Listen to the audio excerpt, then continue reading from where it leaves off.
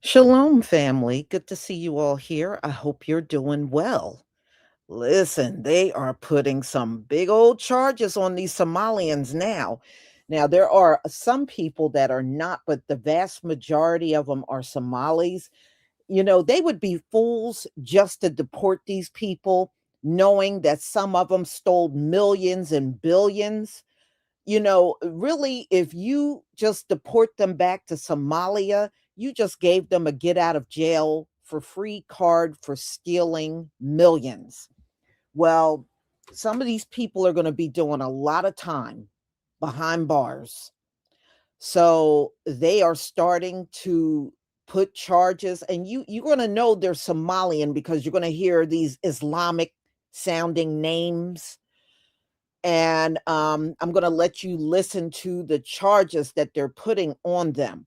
So, no, yeah, many of them are being deported, but they're going to throw plenty of them that took millions of dollars that set up these fake businesses. A lot of them got these shell corporations and fake businesses and stole government money. They're going to put their butts in jail. They are going to put their butts in jail for stealing all that money. So they're starting to do it now. So they were fools. You can't steal. You stole from the federal government. And these folks really in their minds believed they were going to get away with it. But y'all, it was $18 billion.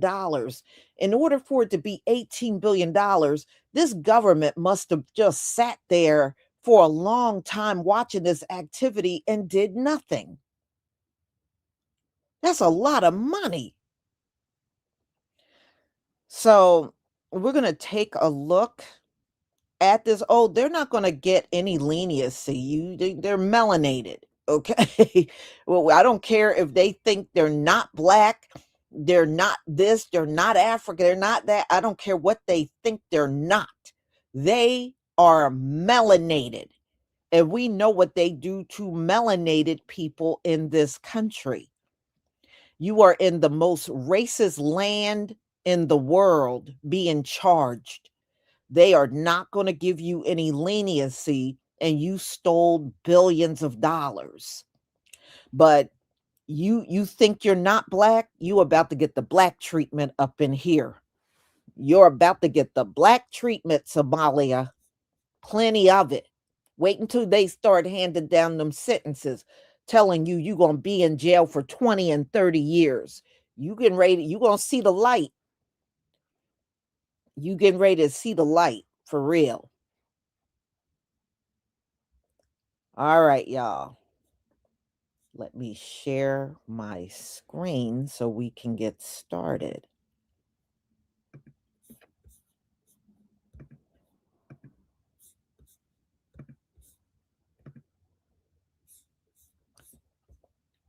All right, give me a 1 if you can see my screen. Well, they did not show it last night because it was very cloudy and rain. They said it was too cloudy and rainy last night. That's why it was postponed till tonight.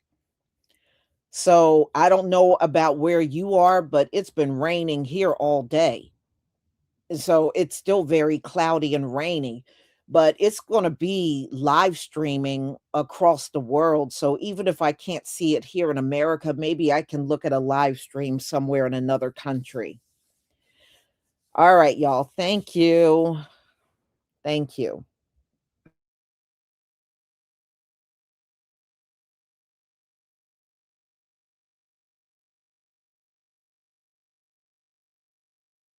Investigations, which have become a matter of significant public concern both here and around the country.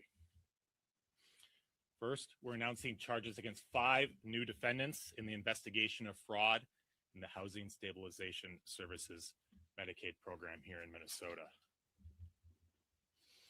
The first indictment, United States versus Hassan Ahmed Hussein and Ahmed Abdirashim Mohammed, involves the owners of Pristine Health LLC, a housing stabilization services company here in Minnesota. These two defendants enrolled in the housing stabilization services program, purportedly to provide services helping people who are facing housing instability find and maintain stable housing. They did no such thing. Instead, they submitted fraudulent claims to Medicaid for services that they did not actually provide to those individual clients. In all, they obtained more than $750,000 in Medicaid payments through their fraud scheme, much of which they used for pretty extensive international travel, including to London, Sydney, Australia, Istanbul, Turkey, Dubai, and several locations in Saudi Arabia. The second case being announced today is United States versus Kamil Omar Salah, the owner of Safe Lodgings, Inc., another housing stabilization services company. As with the other defendants, Mr. Salah enrolled in the housing stabilization program and began claiming to be providing housing stabilization services to people that were leaving drug and alcohol rehabilitation facilities. Again, he did no such thing. Instead, he just submitted fraudulent claims for services that he never provided. He submitted more than $1.4 million in fraudulent Medicaid claims, which he used to purchase more than $150,000 in cryptocurrency, as well as to fund his lifestyle. We learned recently that Mr. Salah actually fled the United States after his company received a grand jury subpoena for records related to its participation in the housing stabilization services program. The fourth and fifth defendants are charged in United States versus Anthony Waddell Jefferson and Lester Brown. And this case is slightly different. This is an instance of what's essentially fraud tourism.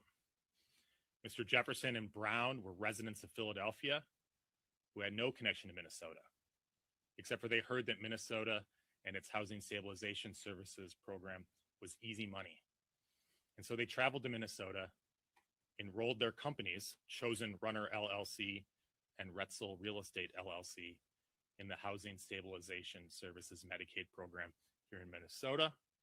They then returned to Philadelphia and began submitting fraudulent claims to Minnesota Medicaid here, through which they obtained more than $3.5 million in fraudulent Medicaid payments.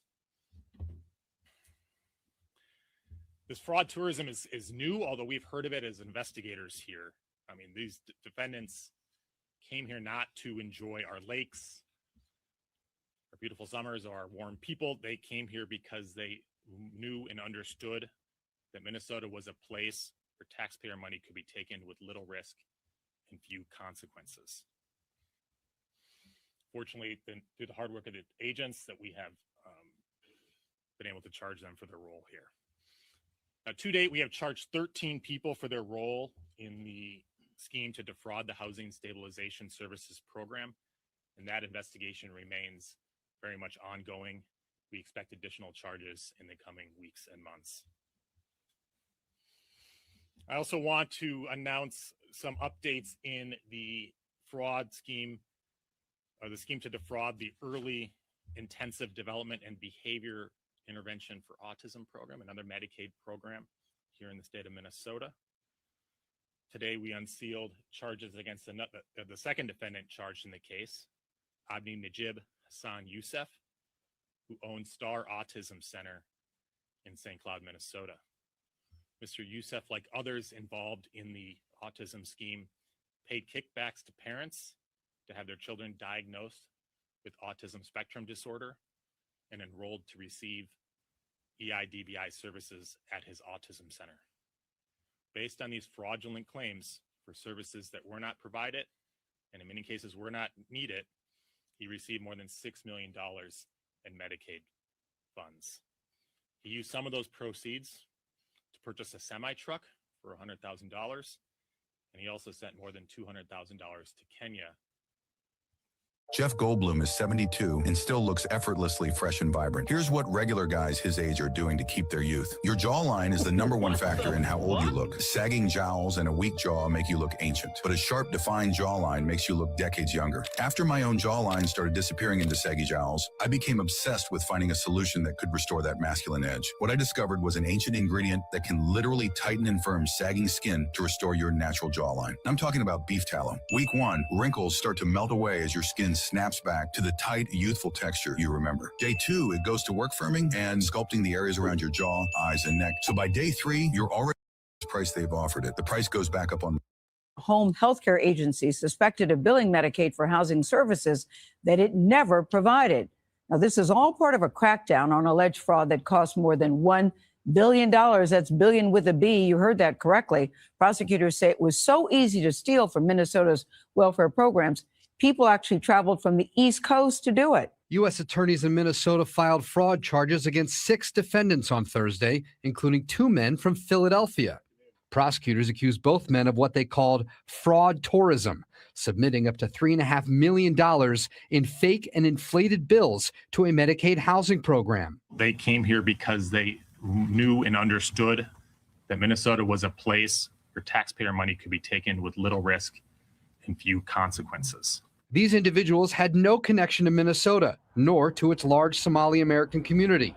Most of the nearly 90 people previously charged in the fraud scandal are Somali. It's a staggering industrial scale fraud. Court records obtained by CBS News show stolen money was spent on island resorts and luxury cars.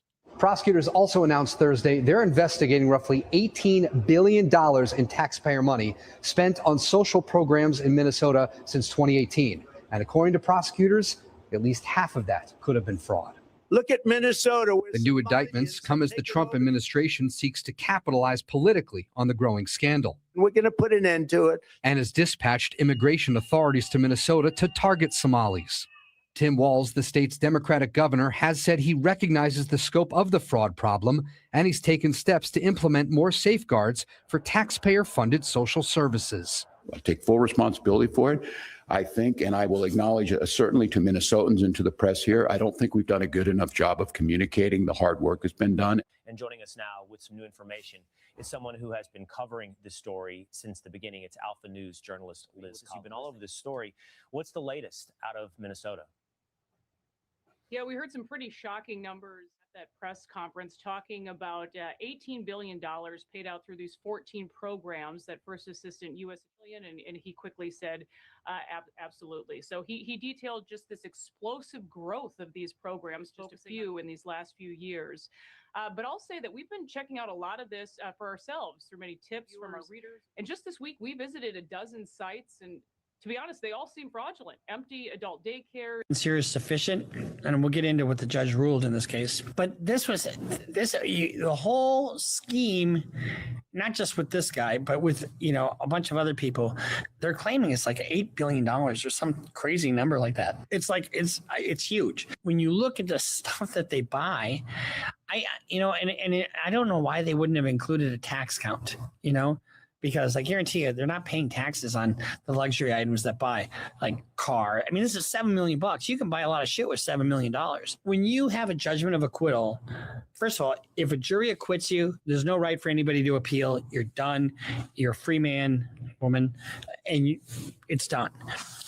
If the judge gives you a judgment of acquittal before the jury verdict, no appeal.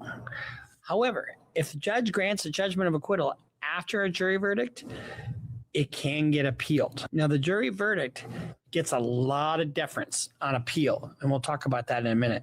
So Yusuf was charged in 2024 after an investigation that concluded that he defrauded Minnesota Medical Assistance Program through his agency, Promise Health Services. Well, the judge was saying that the judge didn't tie him to this organization or said there wasn't sufficient evidence to tie him circumstantially, even though he had a lot of purchases and they didn't have an office.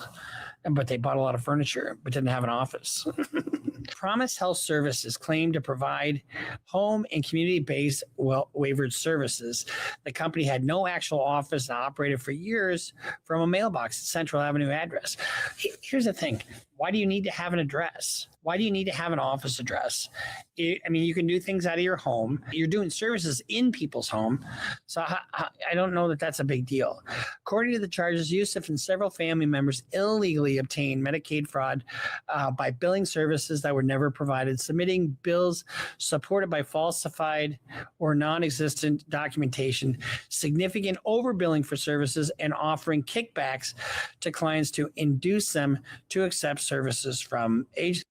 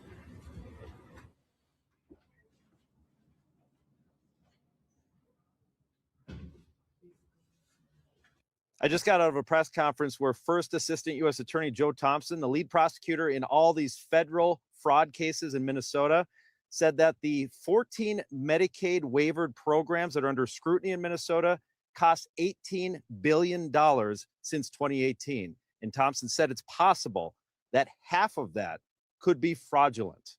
That, as Thompson announces a number of new charges in these fraud cases that we've been covering. I'll be back in just a little bit with more granular details. I'm Lou Ragoose. Follow for more news. Let me tell you just how widespread the fraud in Minnesota is alleged to be. Industrial scale fraud. Those are the words U.S. Attorney Joe Thompson used in the last 24 hours. And here he is announcing federal charges against 6 new defendants for their roles in defrauding the state's social services programs. Now, the connections go beyond our state. Thompson says 2 suspects lived in Philadelphia. Another is accused of sending hundreds of thousands of dollars to Kenya. Now, big picture, investigators are now looking into 14 state programs designed to disperse Medicaid funds. They're programs that have cost $18 billion since 2018, and more than half of that is believed to be tied to fraud. I don't make these generalizations in a hasty way. So I when I say a significant amount, I'm talking on the order of half or more, but we'll see. When I look at the claims data and the providers, I see more red flags than I see legitimate providers. And so that defendant I mentioned who sent money to Kenya pleaded guilty yesterday for her role, guys, get this, in a $14 million autism fraud scheme. Oh, you hate to see it. Bombshell statement about fraud in Minnesota. Today, federal prosecutors said it could top $9 billion. And tonight, taxpayers are voicing outrage. Alex Jokic joins us live with the plan now forming on a grassroots level. Nextdoor app, a letter writing campaign, is just getting started with Minnesotans rallying together to ask the same very pointed questions that we've also been asking for months now.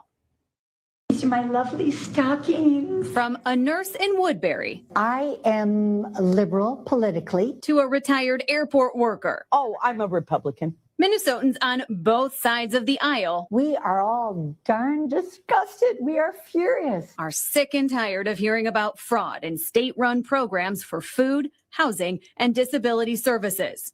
Now banding together through social media. This post urging people to write letters to state agencies, asking questions like which specific officials and managers have been disciplined, reassigned, or removed because of documented oversight failures. Who's going to be fired for this? Who's going to take responsibility and stop passing the buck? In our KSTP fraud special 2 months ago, Governor Walz said this. So look, we do have new leadership over there. People have been removed. We know the previous Education and Human Services commissioners both stepped down, and an assistant commissioner at DHS also left his post. But the reasons for all those departures was never clear.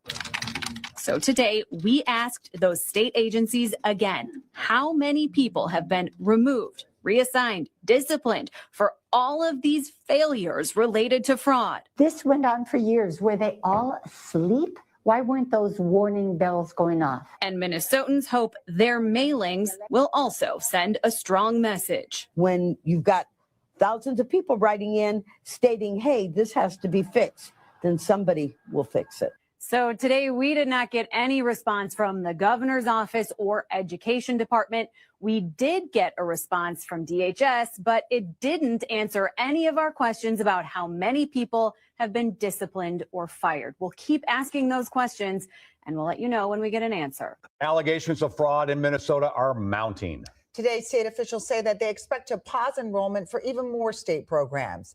This after announcing a pause in licensing for adult daycare centers for the next 2 years. Caroline Cummings reports how lawmakers may do more. To discuss customized living services and assisted living facilities. On Wednesday, Minnesota Department of Human Services officials again stood before the House Fraud Oversight Committee as the state grapples with cases of fraud in Medicaid programs, garnering national attention and sparking federal probes from the Trump administration. Earlier this month, the U.S. Centers for Medicare and Medicaid Services sent a letter to DFL Governor Tim Walz asking that DHS stop all new provider enrollments for the 14 programs deemed at high risk for fraud or risk losing federal Medicaid money. On the list, adult day services. We've pulled in staff from other state agencies to increase capacity to help with surveillance and investigations of adult day providers. The hearing came just one day after DHS said it would stop licensing new adult daycare providers for 2 years because there was a 43% uptick in providers compared to just a 7% increase in people needing those services. James Clark, the DHS Inspector General, said he expects similar program enrollments to be put on pause to comply with the feds. How do you get established as a adult day provider in the first place if there's nobody that you need to take care of? Clark responded that showing need for services isn't a requirement to get licensed, but he suggested the legislature consider changing that for all DHS programs billing Medicaid to get ahead of fraud before it happens. And we're investigating allegations of kickbacks in the adult day program area, because when you have a flood or excess of providers in a marketplace and you can't, make money the legitimate way, you're going to try to think about how to make it illegitimately and drum up business. Caroline Cummings, WCCO News. Just this year, Minnesota put an anti-kickback law in place, making it illegal to accept those financial incentives, punishable by up to 20 years in prison. Kickbacks were part of the Feeding Our Future fraud scheme. There's some new explosive information in Minnesota's growing fraud scandal, this time involving assisted living programs. At a hearing this week, the Minnesota House Fraud Prevention Committee revealed that millions in taxpayer dollars may have been funneled into assisted living programs with little oversight. Lawmakers say one defendant already indicted in the Feeding Our Future fraud scheme was still receiving state payments even after charges were filed. Lawmakers also slammed Governor Walz and his inspector general for the retaliation, they say, against state whistleblowers. This fraud has been perpetuated on your watch, and the whistleblowers who reach out to us within the department are terrified, and they feel that they've been retaliated against already. They feel that they are very afraid. They're afraid to reach out to us.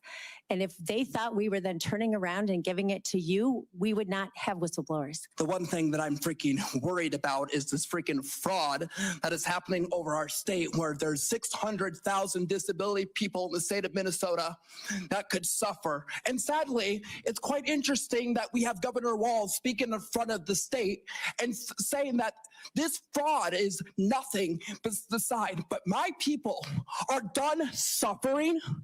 We're done with this fraud.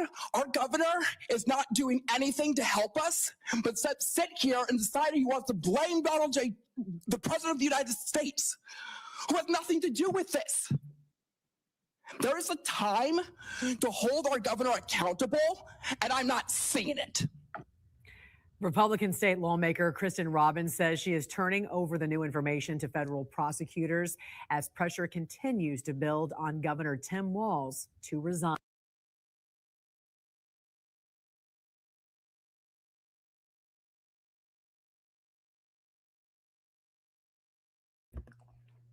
You know, you ever notice? See, this is why. Let me just do this. This is why white people should not be in charge, y'all. Because whenever they're in charge, number one, they can't run nothing without it being corrupt. Number two, whenever some type of corruption is going down, they take forever to get to it. And then when they get to it, they try their best not to put anybody that looked like them behind bars. Those folks should not have been fired. They should not have resigned. They should not have stepped down. I don't care what terminology they use. They should have been jailed. For all the money they funneled to the Somalians, they should have been jailed.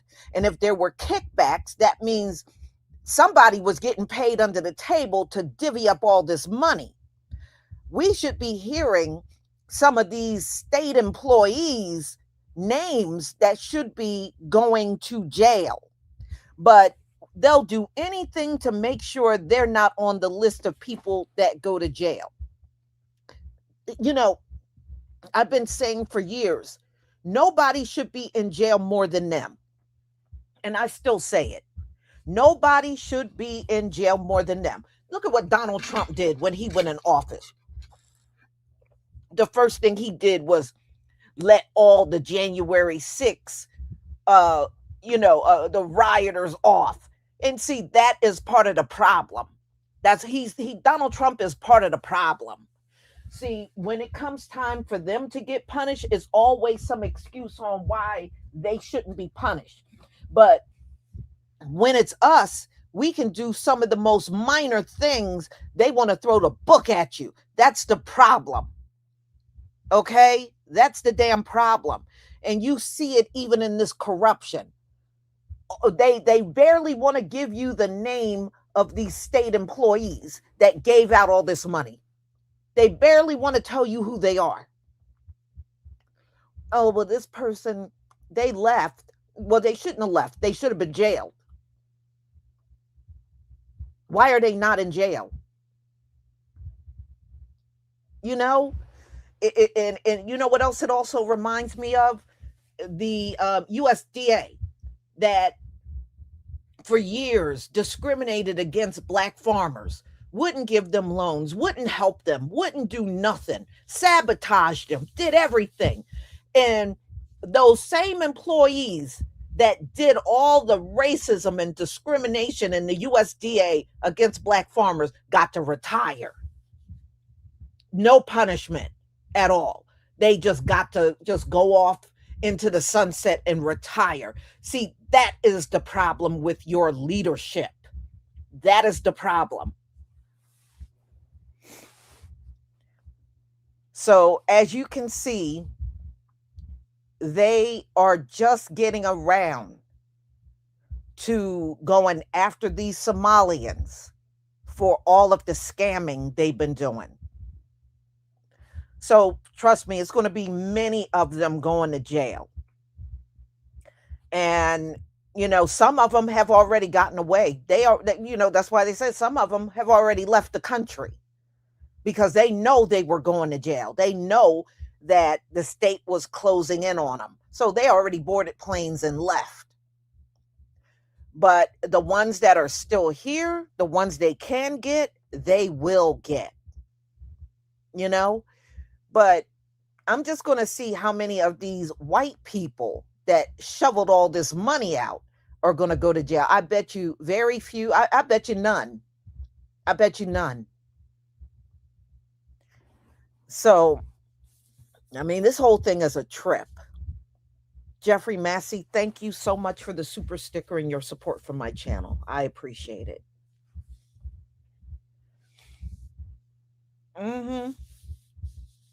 Yeah, well, you see what Donald Trump is doing.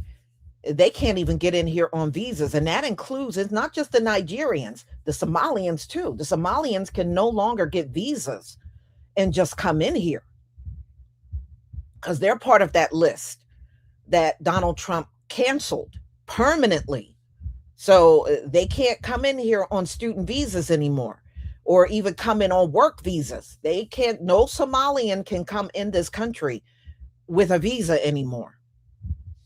So, he's going to get them out of here. See, they think, the ones like Ilhan Omar that are naturalized citizens, she thinks she's safe. She ain't safe.